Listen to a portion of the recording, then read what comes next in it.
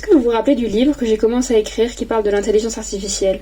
C'était l'histoire d'une autrice dans un futur proche dans lequel l'intelligence artificielle a remplacé tous les artistes.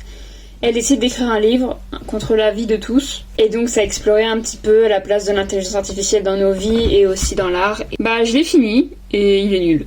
J'avais posté une dizaine de chapitres sur Wattpad, je les ai enlevés parce qu'il y avait peu de lecture. Je pense que ça n'intéressait pas grand monde. Puis j'ai commencé à le relire, à voir ce que je pouvais faire avec, et en fait il est pas bien.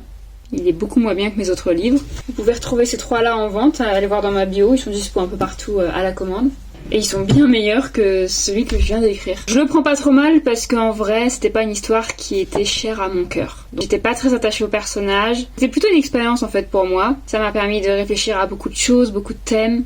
Donc c'était intéressant. J'ai essayé d'écrire dans un style avec lequel je n'écris pas souvent, même jamais. Mais voilà, je pense que je vais rien en faire. Je pense pas que je vais l'auto-éditer. Je comptais l'envoyer en candidature pour des maisons d'édition. En fait, je suis même pas sûre d'avoir envie que ce soit ça qui soit ma première publication en maison d'édition. C'est pas vraiment fidèle à ce que j'écris vraiment. Aussi, je le prends pas trop mal parce que je l'ai écrit en 2 mois. C'est un roman très court, 50 000 mots. Donc c'est pas des années de travail. C'était intéressant de rater ce roman parce que quand on rate, on progresse.